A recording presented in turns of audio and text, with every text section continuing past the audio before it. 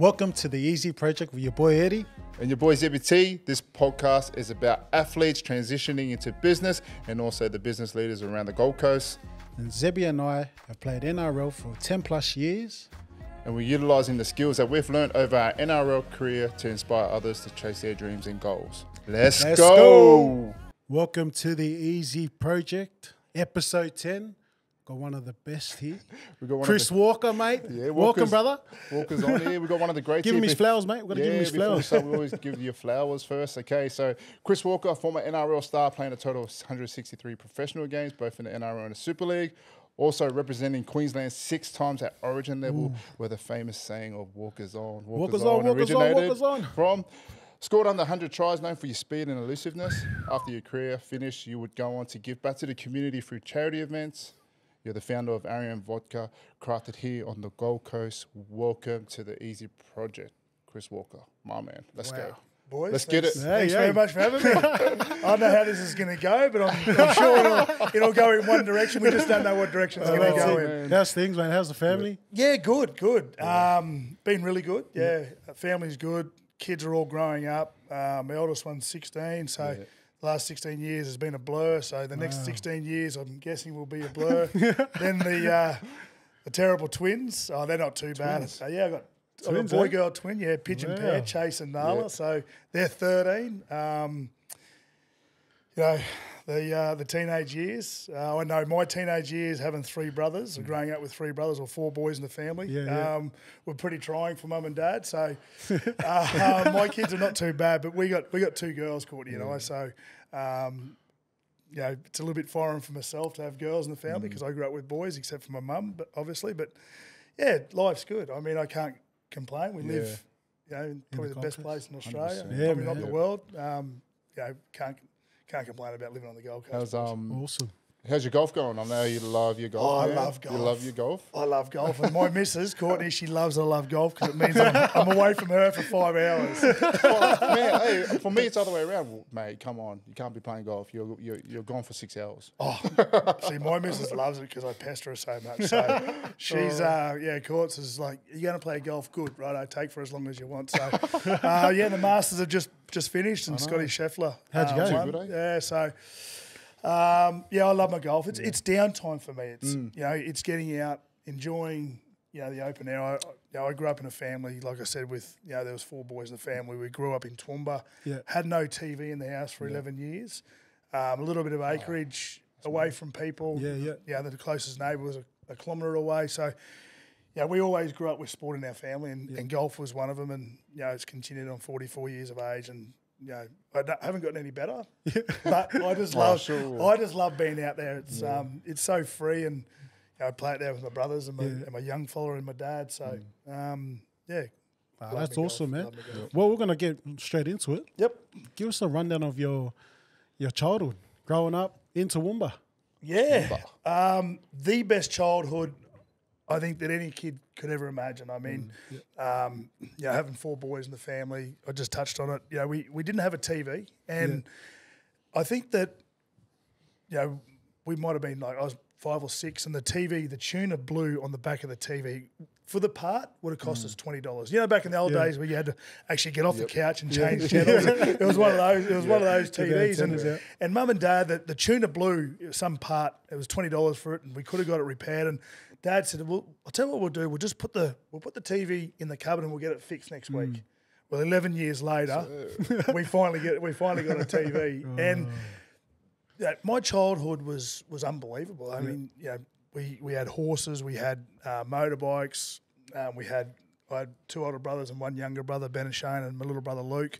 Then we had the neighbourhood kids. Would ride motorbikes over to their place, or cricket season was cricket season. We'd all play cricket. We made a hole down the paddock, a golf hole. So me and my brothers would go practice our chipping and our putting on this golf hole that we manufactured in the paddock. My childhood was unbelievable. And then obviously, a big part of our life was playing rugby league. My dad played semi-professional in the 70s and 80s in the Brisbane comp. That's when the Brisbane comp was so strong. He won the 1980 grand final for Norse. Some of the players that he played against, Mel Meninga, Wally Lewis.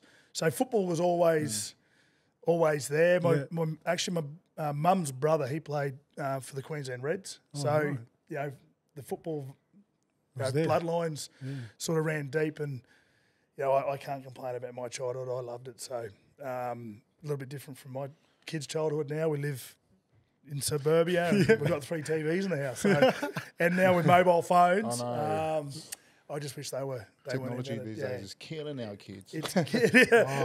But some of them use it for a good thing, so it's there for a reason. Nah, awesome, man. So, growing up in Toowoomba, you knew rugby league was in you.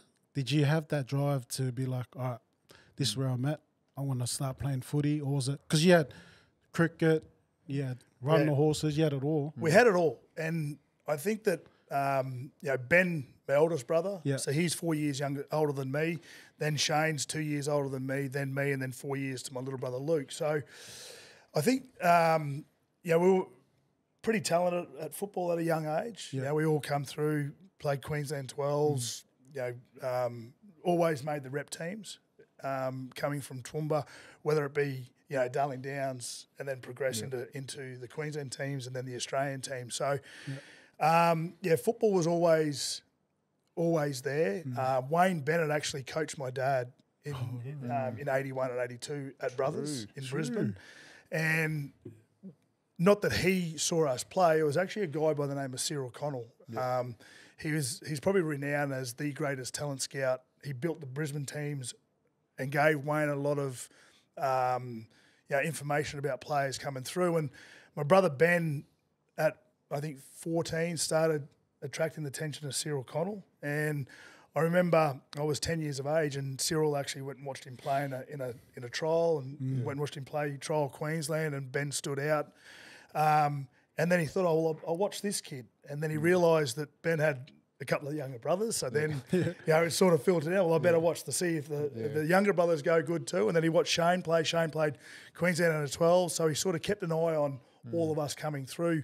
And then Ben obviously signed with the Bronx at 16 years of age, and I was 12 playing Queensland 12. And then Cyril's like, right, we've got a family here that can obviously play football, so I better keep an eye on them. And they signed Ben, and then they signed Shane, and then they signed myself. So, and then Luke came in. He was 4 years younger than me, so he came in at a later date and played. He played under 19s for the Broncos and didn't go on to play NRL, but.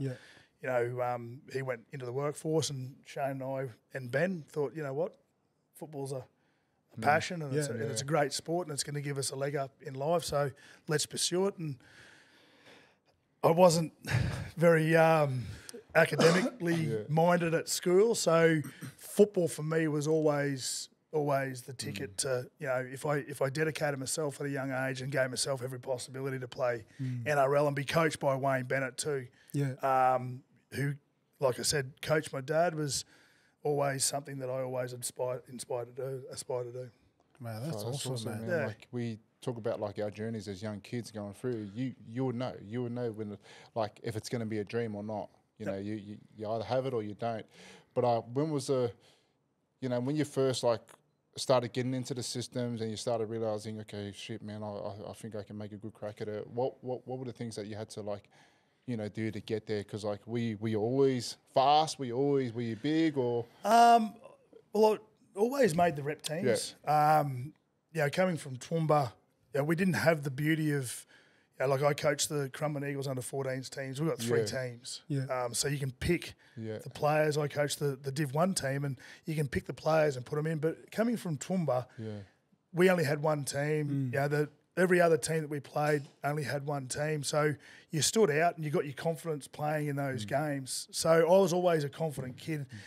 And probably at the age of 13 or 14, all I wanted to do was play NRL. All I wanted to do was play for the Brisbane Broncos. I was actually a bit of a Canberra Raiders fan. I was a Gary Belcher fan. I had the Canberra Raiders jersey with number 1 on it. And, and then I saw my brothers come through. So they sort of blazed the way through for me, which created a bit of a path for me to go, right, if they can make it, well then, you know what, I'm going to have a crack at making it too. And, I'm glad that I had a supporting mum and dad that, looked after us kids and gave us every opportunity.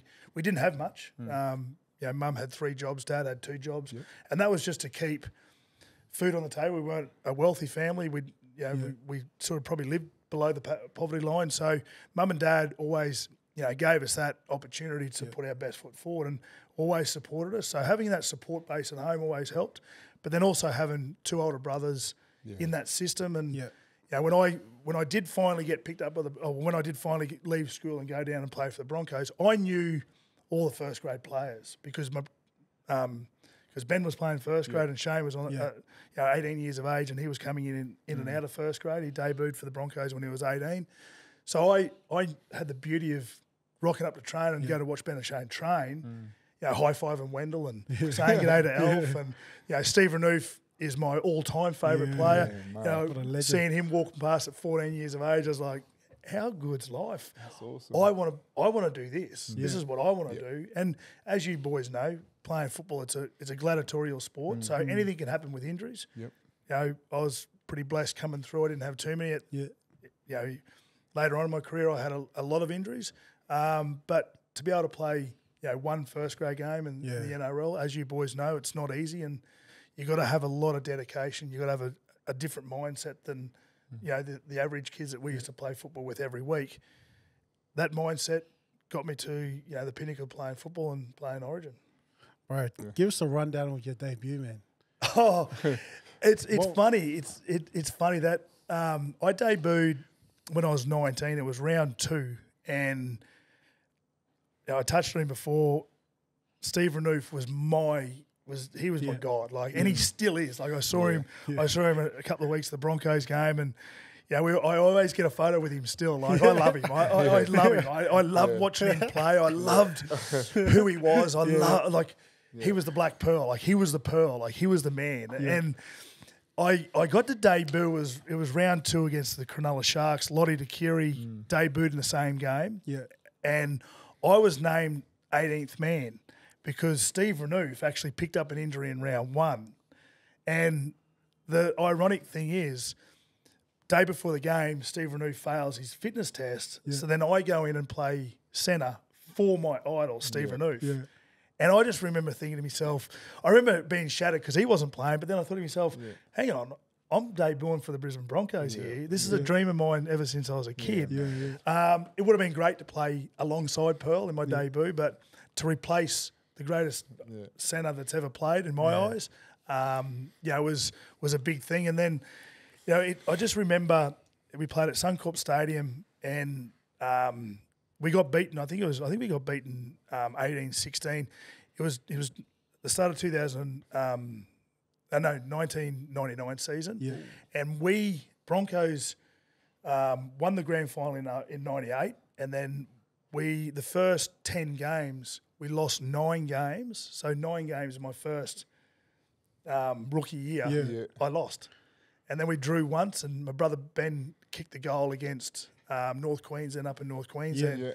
And, getting back to my debut game, and I remember Gordon Tallis picked up the ball from a kick, and I went through 90 metres, and I thought, here we go, I'm going to score a 90-metre try.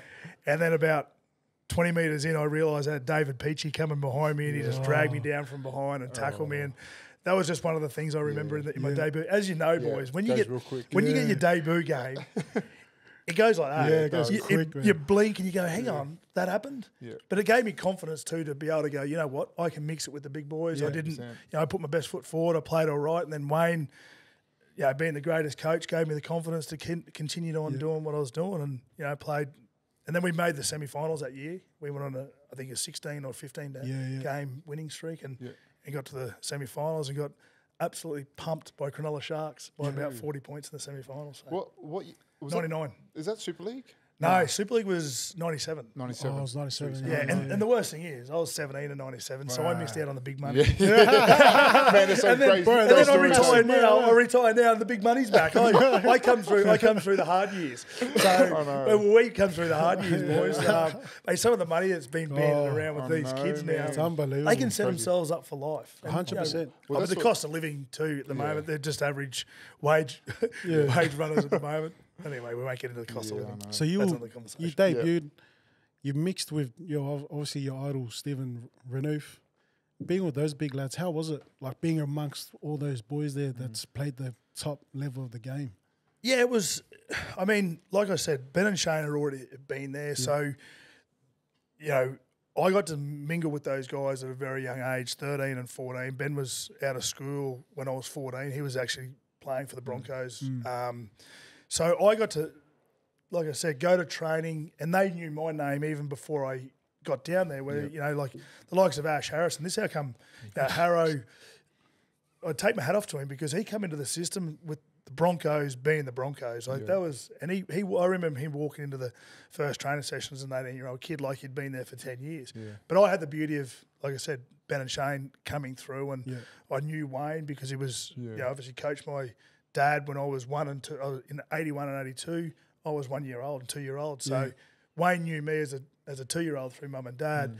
It wasn't daunting. It was just exciting. Yeah, to have that opportunity to go out there and play with your idols. And the Broncos, when I came through, were an absolute. Well, they still are a powerhouse, but man, they were the pinnacle of rugby league back then. With the likes of Elfie, Kevy, Shane Webke, Gordon Tallis, Wendell Saylor, Stephen Roof. Like it was a stacked team. Bro, it was stacked. But I guess it makes it like a bit more like the transition easier for yourself because you've got your brothers there. Yeah, you get your family's there. So like you mingling with these boys already, and you're not a part of the crew, but you're working to get there. Like you said about Ash Harrison, had to come in and like probably didn't know many people, but like you yourself, you already felt like you're already at home with the crew. Oh, I sort of was at home with the crew. Because like I said, they knew me as I walked in. Oh, here he is. Chris is back. He's down here now full time. But you still had to do the hard work. Yeah. Like the hard work, that's everyone comes in with the shining lights on them, especially at the Broncos. You go there, and if you don't do the hard work, boys, as you know, you're quickly thrown out the back door. Or there's these new kids coming in, they're fresh. They want to make an impression. They want to do the hard yards. So you've got to. It's a constant battle. It's an alpha male. It's an alpha world. We're dealing with 25 alphas. So if you're not an alpha, you sort of get thrown out. Do you reckon, like, I want to throw this question to you because I was coached by Wayne in Newcastle in 2012. Do you feel like he's changed the way he's done stuff from when you were a young kid to now? Yeah, definitely. I think that, kids back when I was coming through, we were told hard-nosed truths. Yeah. If you do it to the kids these days, man, it's a different world out there. Like, you got to remember, Wayne's 72, 73 years of age, and he's dealing with kids that are 18, and he's getting on their level. Yeah. And that's the sign of. That's why I think Wayne Bennett is the greatest coach, because he's 72 and he's still getting the best out of his players. Crazy. I often talk about Wayne being, he's probably on par with my two brothers as man managers. Tactically, he's probably sitting below Craig Bellamy. Craig Bellamy, tactically, I was coached by Wayne at Melbourne. Craig was our assistant coach at the Broncos. It was amazing the amount of work that Craig Bellamy used to do on the opposition team each week. It was hours. It was tens of hours a week on the opposition and doing video.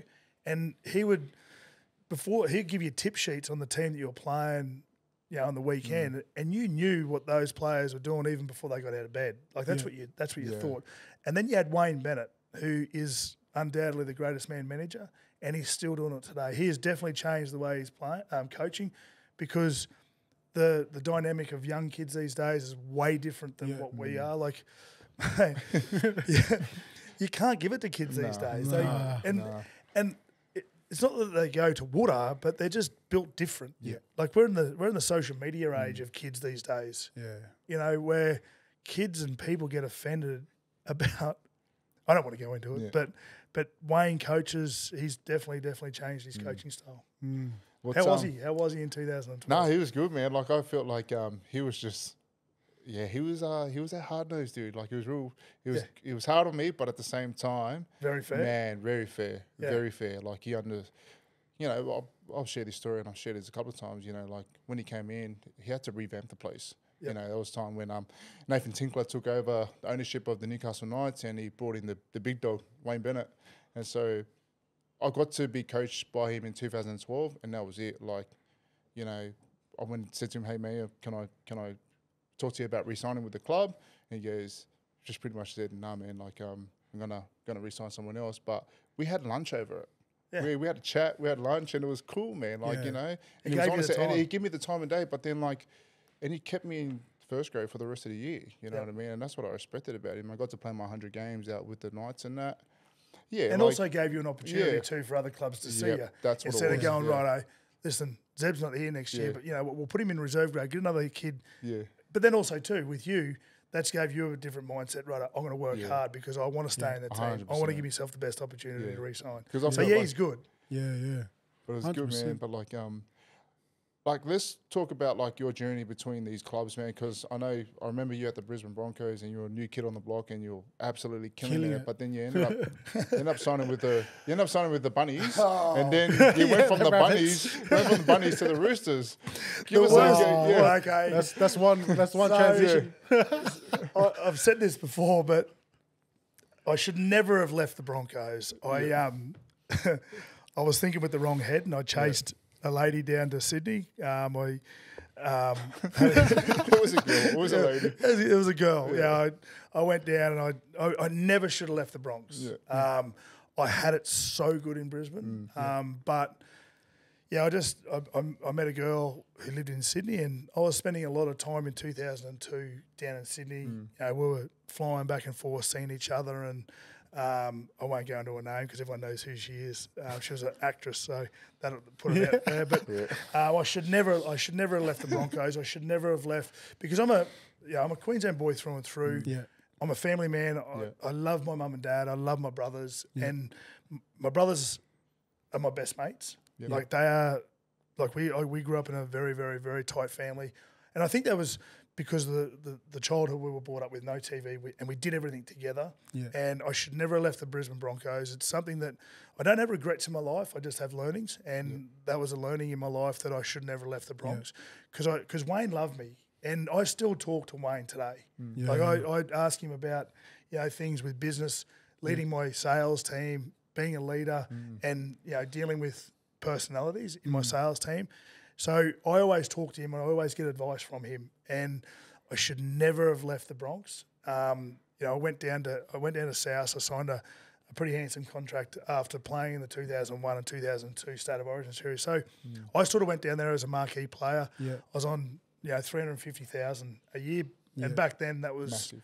That was your top tier players. So but I also went down there as a marquee player, and when you're playing in the Broncos. Yeah. I was definitely not the marquee player, and I didn't have the pressure of being the marquee player because I had Darren Lockyer, I had Gordon Tellis, I had Shane Webke, all these guys who, I was just this young kid coming through at 22 years of age, didn't deal with the pressure down there. Yeah. But then also too, I went to South Sydney. South Sydney had just been re-entered back into the comp after being out for 10 years. So they didn't have their club run really well. It was sort of run like a bit of a backyard organisation. We were, you come from training facilities at the Broncos where everything is just immaculate, spot on. Yep. All you had to do, at the Brisbane Broncos, everything was done for you at the Bronx, and that's how professional they were. Then, I went down to South, and they, like I said, run like a bit of a. They were run worse than the Queensland Cup team back then. In his old club. I was a kid when he signed. I was like, "Yeah, bro, we're going to win one game. We're going to win a game, guys." And I tell you what, I didn't disappoint. I think we only won one game. I just sort of went down there for the wrong reasons, and it was after probably around round 7 or 8. We had a meeting, and I'd gone from being coached by Wayne Bennett to Paul Langmack. So Langmack was a good dude. He was a good dude. But we had a meeting, and we were on I think a 6-game losing streak, and the place was sort of falling apart. Everyone was melting, and we had a team meeting, and Langer said, "Oh, listen, if you don't want to be here, just put up your hand." And I was sitting at the back of the room, and I went. And then he walks, come and have a meeting with me. But the thing is, like, I'd signed a really good contract, and I'd been promised the world and given an atlas. Like, there was things there that they didn't deliver in my contract as well that was sort of contributing to my mindset. I had a number of conversations with my brother and my manager about leaving, the first 3 months I was there because a lot of the things that they offered in the contract, they reneged on or it didn't happen. Yeah, or in the negotiations for the contract, it didn't happen. So there's a lot of moving parts, not just on the footy field, but behind the scenes with my contract and managers and CEOs and whatnot. And I decided to leave. And coming from Queensland, I didn't know the rivalry between the Roosters and Souths. Like, it's massive. It's massive. And then I ended up signing. But when I was at Souths, I was getting death threats, and I'd never had death threats before. I don't think many people do, but I was getting death threats. I had about 13. I think it was about 13 death threats all up. And actually, on that, I remember ringing Wayne and I said, "Oh, Wayne, I'm getting death threats." He said, "Oh, you don't worry about the people who are sending you death threats. It's the ones that aren't." And I was like, "There's a lot of people out there." So yeah. Anyway, so I ended up leaving and going to the Roosters, and I had 3 good years at the Roosters. Probably off the field more than on the field. I was living in a house with 5 boys. 5 NRL boys. Who were the boys? So Brett Finch, Anthony Minicello, Mick Crocker, and Todd Payton. I remember listening to even though Finch's got into a bit of trouble, but we won't go through that. So I was going to ask you, were you there when Fui was there at Souths? I was there, and then was I was that the famous story. The famous story about sweet, I play 5 minutes, I come and train 5 minutes and walked off. Yeah, Bro, that was so funny, man. You play me for 5 minutes, I train for 5 minutes. That was the best, man. Mate, what about when Fui burst onto the scene? Yeah. He was a but he was a wrecking ball all his career. Yeah, so he's still playing. Yeah. He's still playing. He's still playing in England. Man, still slugging He's it still away. playing. He's a the oldest machine. player ever. He can keep on playing. Shout out to you, brother. Yeah, shout out to Fui. What was it like debuting for Queensland? Oh, I'll probably get emotional. I know I'll get emotional. It's something that, growing up in Toowoomba as a young kid, all I wanted to do, I never got to play for Australia, but as a kid, my dreams were to play for Queensland. All I ever wanted to do was play for Queensland, and I thought it was the pinnacle. Now, like I said, I didn't get to play for Australia. I would have loved to have played for Australia, but my mindset was Queensland. I remember as a kid, growing up without a TV, Mum and Dad would always make a big thing about going to play Origin. If there was a Test match on, who cares? Yeah. Well, not who cares, but it wasn't a big priority in our family. But Origin, we never missed a game. We'd always go to friends' places on Origin night and go watch Origin. I just remember, when I was a kid, if Queensland lost, I wouldn't want to go to school for a week because I'd be that upset. I wouldn't care if Australia lost. Who cares, But Queensland was always my pinnacle, and to have the opportunity in 2001 to go in there and play for Queensland and debut for Queensland, and it was at the old Lang Park. Before they knocked it down and revamped it into Suncorp Stadium, and that's where my dad. Good memories I had of Lang Park is when Dad played the 1980 grand final. And you'd watch old footage of Dad playing in that game, and you'd watch Lang Park, and Dad would always, if we weren't watching State of Origin at friends' places, like we couldn't afford tickets. Like if Dad happened to get some tickets, he'd drive us down from Toowoomba to watch the game. And I just remember going to Lang Park and just thinking to myself, being a country kid, wow, how about this field? All I want to do is play there. I just want to play on that field as a kid, and then have the opportunity to do it. Is just like it's a moment I'll never ever forget in my life. Before the team was announced, my brother Shane's got a really good relationship with Wayne as well, and Wayne told Shane before I knew. Wow! And he kept it to himself. And Anyway, so he kept it to himself. So Shane knew before I did, and then I got picked. The week in Origin, unbelievable. And then to finally get out there, I just remember running out, the anthem, you line up for the anthem. And I just remember seeing Mum and Dad in the crowd with my brothers, and I was like, that's mad. How good's this? Well, it's giving How me tingles, bro. It's a really good, it's a pinnacle of my career, and something that I hold. My number's 122. So 122 is a really significant number for myself, and the thing about Origin is when you play Origin, you're not just playing for your club team, and playing for those fans, because generally, how many people live in Queensland? 4 million or 5 million people live in Queensland. You're representing the state, and you're representing those kids who are at home watching it with their families and their mates, and you don't want to let them down. You don't want them to go to school like I used to, upset about losing. So that was in the back of my mind. I remember just thinking, you know what, I'm doing it for all Queensland supporters, and that means this beautiful state that we call home, and also to my family and sitting in the crowd. And I just remember thinking, you know what, they're so proud of me. So it was good. It was it's a memory that I'll never forget. I just want to add to that. I feel like we're both brought up in New South Wales.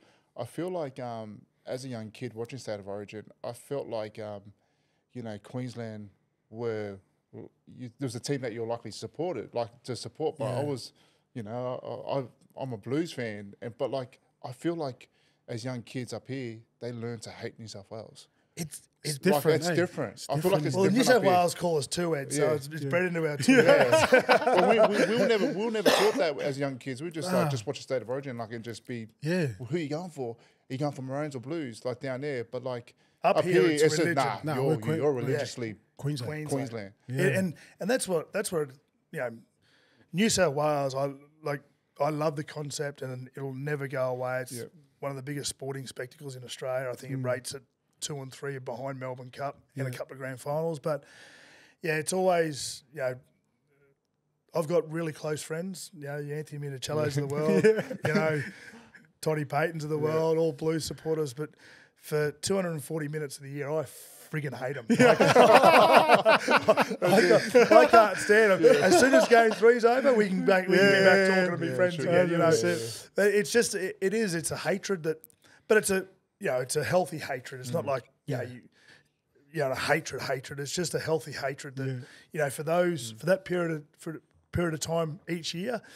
I just hate everyone in New South Wales, and then as soon as it's over, we're back friends again. Do you know what I love about it? You're so passionate about that Queensland's in you. And it's not just for you, but seeing your mum and dad watch you play that game on the field that your dad played on the grand final is bro, you wouldn't see that anyway. Makes you tear up now. Bro, 100%. I was getting goosebumps. I do. I generally get, I get teared up about a few things, wedding and the birth of my kids, and then also represent them on the state. It's just a thing that. As a young kid, my dad's a Queenslander, my mum's a Queenslander. It's just, it wasn't a religion at home, but you could feel it from your dad. You could feel it from your mum. You could feel it from the families' houses that would go watch the game. It was a big deal. Yeah, they would have been so proud of you, man. Yeah, that's good, man. Parents just be going, man. They were proud of me on the field, not so much the endings that I used to get to off the field. All right, we're going to take it into that transition phase now. Yep. You knew, obviously, everyone knows you're coming towards the end of your career. How did you feel? Did you know you were going to finish footy at that time? No, I didn't. Okay. But I'd seen my brothers, both of them retire from football and then go into the workforce or go into that sort of life. Yep. And the transition for them, it wasn't really difficult, but it was a transition that I didn't want to be a part of. They're both now very successful business owners, Ben and Shane, and my younger brother is as well. But I'd seen their first 1 or 2 years when they had to go work for someone else. And I thought to myself, I was 26 years of age. I thought to myself, I don't want to be that person that goes in and works for someone else, so that person who owns the business can then live their dream on my hard work. Yeah. And that was my mindset. My mindset was like that. So I thought to myself, I've got maybe a couple more years. I was 26, 27 years of age, just signed with the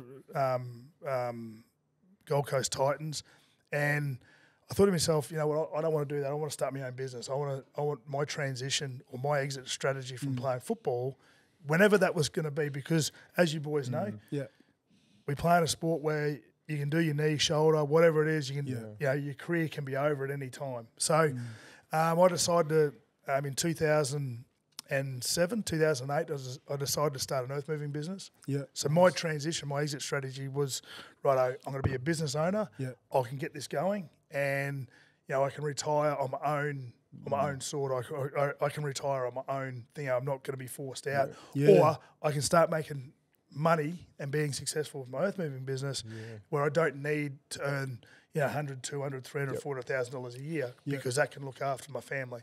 So I decided to start an earth moving business, and 2 years in, I was like, shit, how come I'm not as successful? Because I wasn't working on it. I wasn't, and then in 2010, I left and went to play in France in the Perpignan, played for Perpignan, played for the Catalan Dragons. Up the Dragons. Up the Dragons, and had a stint there. it was not a bad area to live. It was pretty good. nice It was there. more of a You would holiday have than more fun. fun there than what I did, I reckon. No, we got that. We come dead last. So it was a bad year for me. And I just thought that it would just happen for me, and it didn't happen as quick as what I wanted to. And then in 2011, I had the opportunity to come back and play for Parramatta, and the company, when I was living in Sydney, the company started taking off. Like, it started, I was getting machines out working. I had blokes working for me. I was training in the morning at 8 o'clock. As I was coming to training in the morning at 7, I was organising work back here because my company was back on the Gold Coast, and I was living in Sydney. So it was a little bit hard. And then I'd finish training at 10 or 11 o'clock, and then I'd be back on the phones organising work. Because I'd come off training in the morning, I'd have 20 phone calls from from people trying to get a hold of me. So I was trying to juggle my football life, and I was trying to juggle my work life or my business life. So halfway through the year, it was starting to churn. It was starting to gain some momentum. So with about 5 games to go, Steve Kearney calls me into the office, and he goes, "Oh, listen, Chris, you had a bit of a bludger on the weekend. We're going to drop you to reserve grade." And sort of when the business was going, I was thinking, righto, this is going to be definitely my last year. I'd already had the chat with my wife, Courtney, and said, righto, well, this is going to be my last year. We're moving back to the Gold Coast because the business is starting to, take care of, I can live off it. Or we can live off it. And he called me in. He said, righto, we're not going to play. You're going to play reserve grade. So I said, righto, no worries, Mooks. Jumped in the car. As soon as I got in the car, I was like, no, I'm done. I'm retiring. Yeah. And I'm not retiring at the end of the year. I'm retiring right now. So I rang Courtney. We're living at Concord. I said, Courts, start packing. I said, I'm retiring. She goes, oh, right, yep, okay. We've talked about it. Now we've got 5 games to go. I'll start organising, some accommodation when we get home. We had a house up here. We had tenants in there, so we couldn't kick them out. So he goes, we'll rent. So I'll start having a look. I said, no, pack the house up now. And we had 3 kids. So we got 3 kids. The twins were 2, Harper was 4. I said, pack the house up now. And she goes, what do you mean? I said, we're going back to the Gold Coast tonight. And she goes, no, we're not. I said, yes, we are. Wow. Start packing the house up. And anyway, so by the time I got from training to Parramatta, Courtney had start packing the house up, and she'd rang some removalists and told them that we need someone to move out. Rang the real estate agent, we're cancelling the lease. So when I got home, had the kids sorted. It was about 3 o'clock in the afternoon. By the time we got home, 3:30, we had the house packed up by 6:30. Right, so 3 hours. Because we didn't have too much because we knew we weren't going to be there for too long. I had the car. Like, I could not get a toothpick in the car. I had packed it up that tight. Like, literally, there was shit everywhere. It was a big car. We had suitcases. We had everything that we needed, for at least 2 weeks. We had a removalist organised. We had them come in. We didn't have too many boxes because it wasn't something in my head. It was just a spur of the moment. Right, I'm retiring. Jumped in the car at about probably 7 o'clock. Fed the kids, and I drove all the way back to the Gold Coast. Got in at like 4 o'clock in the morning, tired as all hell. Stayed at mum and dad's place, didn't sleep, rang Steve Kearney at 6 o'clock in the morning. And I said, oh, Mooks, I'm done, I'm retiring. And he goes, mate, listen, don't retire. Come in and see me. We're starting training in 2 hours. Come in and see me. Come in and see me. I was like, no way, I'm already up in the Goldie. I'm not coming in to see you. He goes, mate, what are you not coming to training today? I said, yeah, I'm not coming to training. He goes, no, listen, come in and see me. We'll talk about it. We've only got 5 games to go. Retire at the end of the year. I said, mate, I'm done. He goes, listen, come in and see me before training. I said, mate, I'm already on the Gold Coast. He goes, what do you mean? I said, I drove home last night. He goes, so you're serious? I said, I'm done, mate. I'm done. So that was my transition into work life. And virtually the next day, I was on the Bobcat working, getting the business going. I got it to a fair business. The business ended up falling over about 8 years later. 8 years into the business. We had a downturn in the gas, and I was working for Rio Tinto, and I was making that much money per week, per month, per year, just on my contract with Rio. I was working out at the gas fields. This is when they were doing the natural gas, pumping the natural gas up to Gladstone. I was living in Gladstone and living in the Gold Coast, trying to get my work-life balance. Work-life balance, for anyone out there, if you're starting a business, make sure you get your work-life balance sorted, because you can just tip over if you don't 100%. Get it sorted. You got to spend time on yourself. You got to spend time with the business, and you got to spend time with your family. They're the three things that you got to do. Because otherwise, if you're focused on the business and you're not looking after yourself and looking after your family, it can topple over real quick. And that's what I did. I burnt myself out. I had burnout from the business, but we'll turn over 4 or 5, 6 million a year just on that. And then I sat out of it for 2 or 3 years, and then the beautiful, here we go. There we go. Now, cross promotion, let's go. Cross promotion. Here we go, vodka. We come up with this little beauty, and been working on this now for about 3 years. Amazing, man. Launched our first bottle out of the distillery just under 2.5 years ago, and it's been an absolute ride ever since. And so it's a journey now that, I put my football and my rugby league career, same sort of principles. You work hard, you get the reward, and we're working extremely hard at Sunny Days Distillery. Just wanna take you back just a little bit. So what was the get out plan of the earth moving to this? There was no get out plan. It failed. Things happen in your life, and like I said, I burnt myself out. So work then become, irrelevant, and it was a slippery slope. We got we got done for about $3.5 million in not being paid. So with a small company, $3.5 million is a lot of money. If I had that $3.5 million come in, well, then my worries go away, and I'll probably be still in the game. Actually, I've started an earth movement with the great Benny Hennett. So Benny Hennett have started Hennett High. Let's go. Yes, Benny. I've seen that too. I was wondering if that was him. So Benny and I. Congrats, Benny. Benny and I jumped into bed about. Not literally jumped into bed. I was going to say, hey, man, can we pitch you here? Courtney was really worried there for a while. And so was Emma. But Benny and I, he's been wanting to do a business with me for a couple of years now.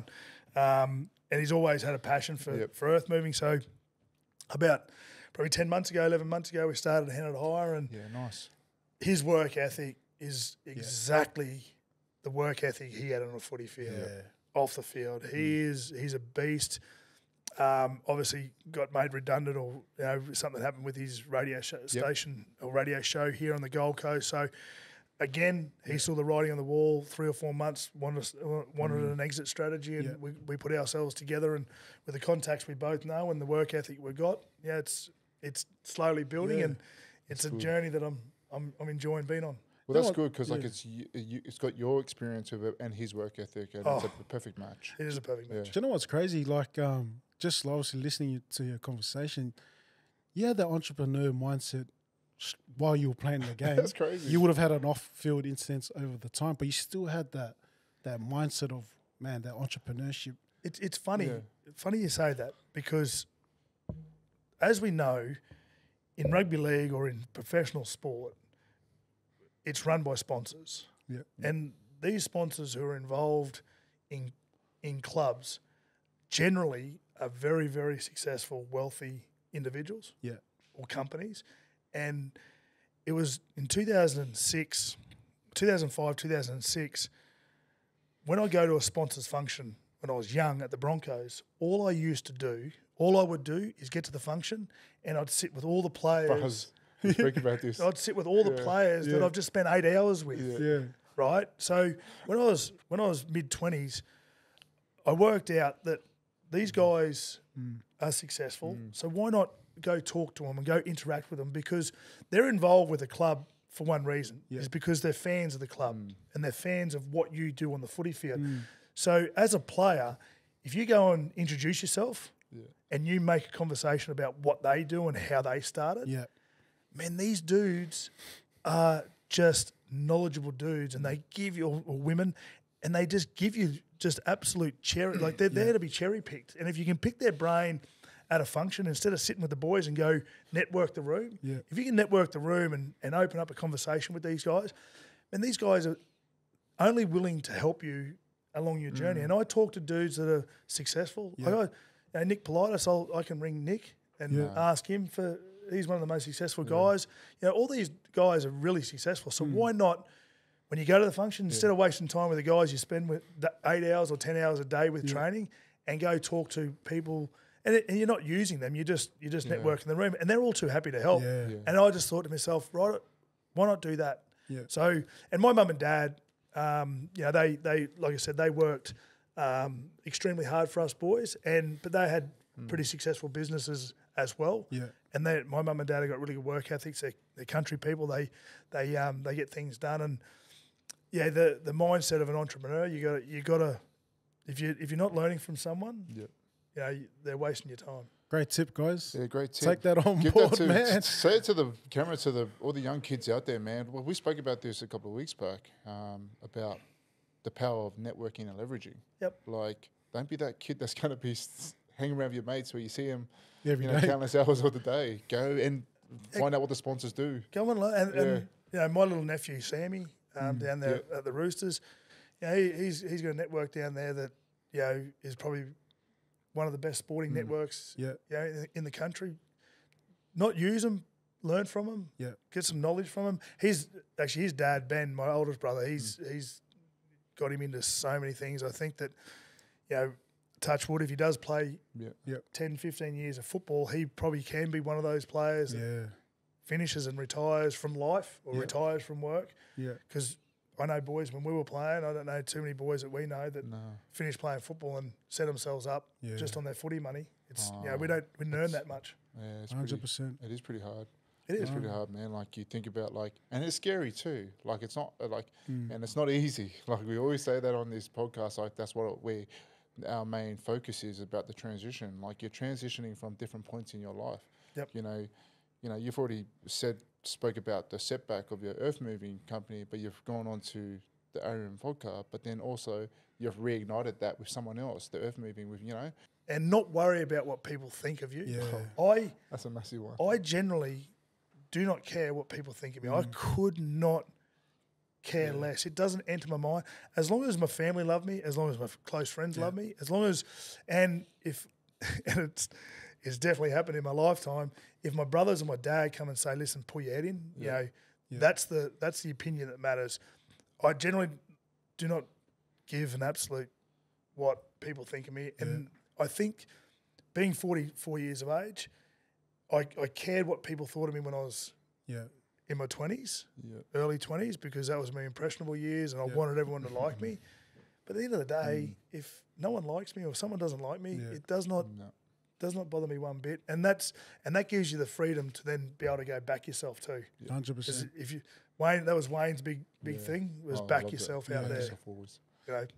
Man, so you went sober, so what, a year and a half now, man. Like, how's that? How's that journey? Because I've been sober for the last 4 months. Have you? Yeah, so I'm done. But how are you going with it? Go, you guys are making me feel bad. Am I taking that home too? And it's funny because I own this as well. So, actually, that's probably, you know, like I'm one of those guys. Like, if you don't know my career, you can jump on Wikipedia and find out that I had a lot of dramas with alcohol. You know, I'm probably that 3% that once the alcohol hits your brain, I've got a chemical imbalance that I've got no off switch, or you know, I do things that, you know, are not in accordance with the law. But so I made a decision 18 months ago to stop drinking. I'm 44 years of age. I can't party any harder. I can't get any drunker. So what am I chasing? A unicorn?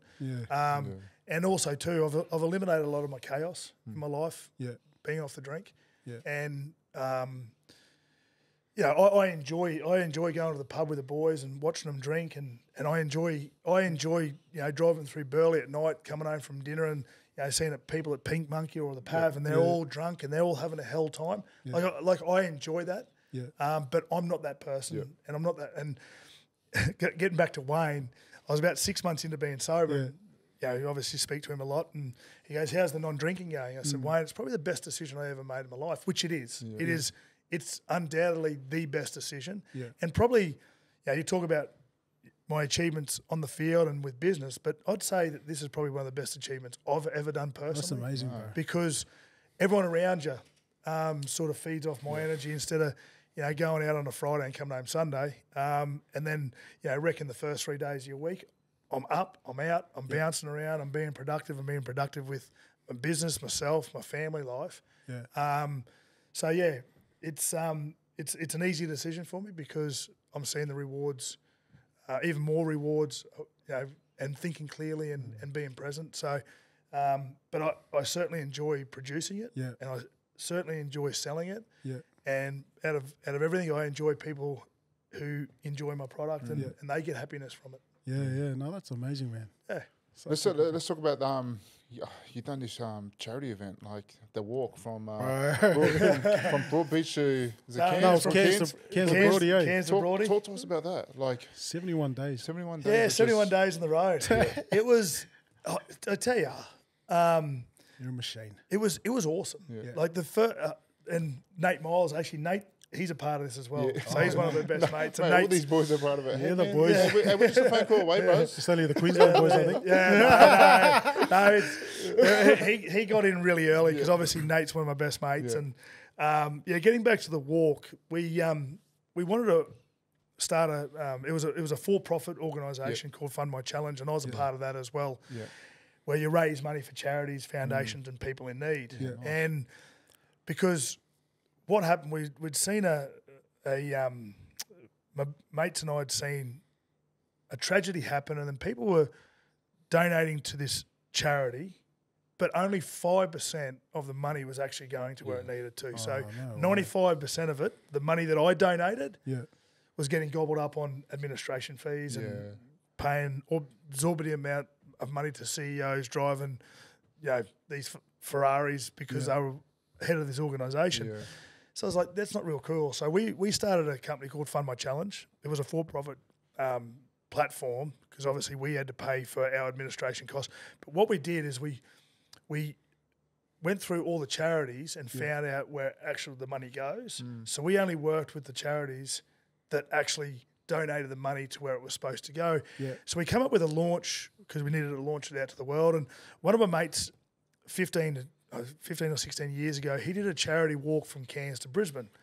So I thought, I was playing golf with him and we were talking about it, and he goes, "Why don't you do that to launch Fund My Challenge?" And as soon as he said it, I went, "Oh, far out," because I knew that I had to do it. I knew that I had to do it. But then I also knew that I had to beat him in distance. So I decided to walk to the Gold Coast and get him by, I think it was about 120 kilometres. And I remember coming home, I walked inside and Courtney goes, "How'd you play?" And I said, as usual, played like a busted ass. But I'm doing a walk to launch Fund My Challenge. She goes, "Where are you walking from?" Because I'd done a couple of 24-hour walks around the Gold Coast. I've done about 4 or 5 of those. And they're really... You've got to get into a different mindset to do those and complete those as well. And so she goes, "Oh, what are you going to do?" And I said, "I'm going to walk from Cairns to Gold Coast." She looked at me. And she didn't, like, because I come up with some pretty stupid things. She didn't look at me like, "Oh, what?" She went, "Oh, yeah." Because she knew that I do stupid shit like that anyway. And she goes, "Well, how long is it going to take you?" And I said, I don't know. So we worked out it was going to take me 67 days. It was supposed to take me 67 days. But it was obviously during COVID. So I got shut down for 4 days because I was out in the air and they didn't want me to get COVID because I was by myself because all the rules through COVID that we had to abide by.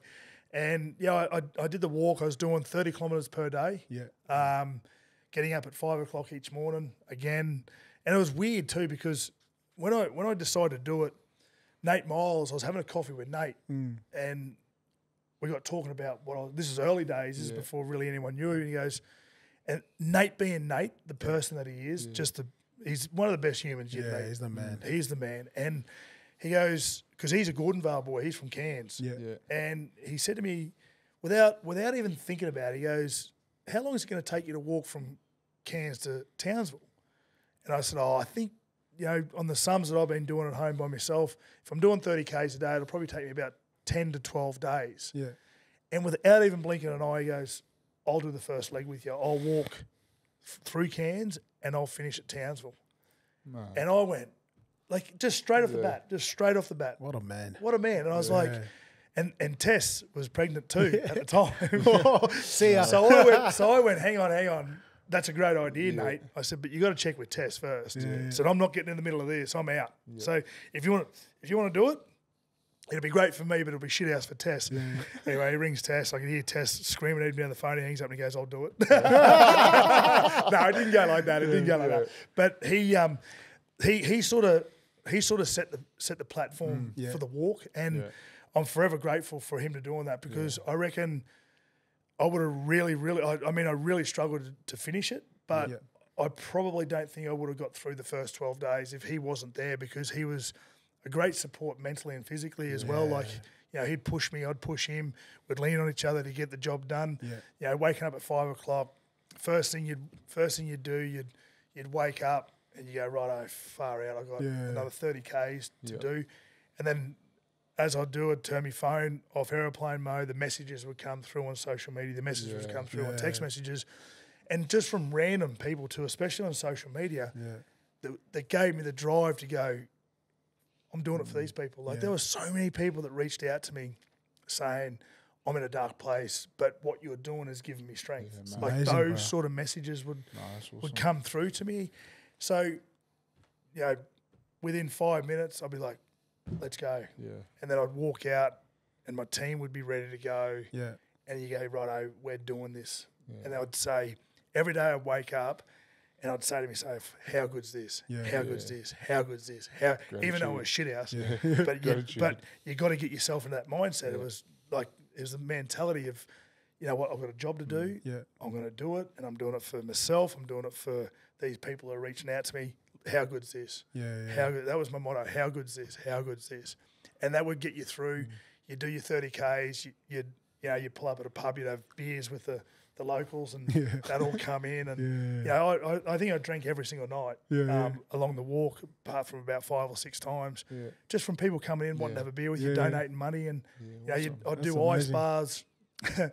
I'd do ice bars each day after you'd finish, and you'd jump in, you'd clean the wheelie bin from the local pub. You'd spray the maggots out with the thing, put some disinfectant in, put the water in, put the ice in, and you'd sit in there for you'd do that for an hour after you'd finish, and that would just get you going. It was just that mentality. I've got a job to do and I've got to complete it. That's awesome. We Man. raised $250,000 for some charities. Big Charlie Webb, he got. Nice. The Carl Webb Foundation, they got some cash out of it too. So that's awesome, man. Come through my junior footy days with Big Charlie. Yeah. No, that's so good, man. Well, we're going to wrap it up, but we wanted to see if you can share us a key message to our audience. Message, bro. Something that you can share. It could be anything. I think that I'm just going to go off the whole motto of Wayne Bennett. If you want to do something, don't listen to outside noise telling you can't, and just back yourself. I think that if you can back yourself, well, then a lot of people aren't going to back you. So if you can't back yourself, you might as well just sit in the corner and be a mushroom. I think that once you have that resilience to being knocked down and keep on backing yourself, that's the key message. It's just back yourself at every turn.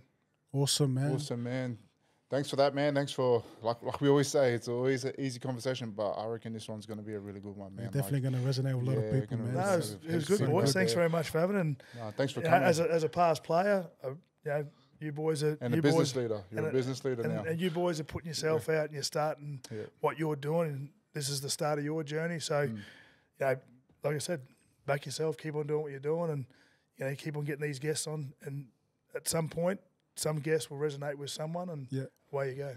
Also want to add, hey, we've got this beautiful Arian vodka. I'm going to have a crack at it maybe on the weekend. I don't know. But if you like our podcast, just like, share, and subscribe. You know, comment in the comments on Spotify or YouTube. And if you've got any questions for our man Chris Walker, bro, fire away. Let's go. Let's go. Thanks, boys. Cheers, bro. Cheers, bro.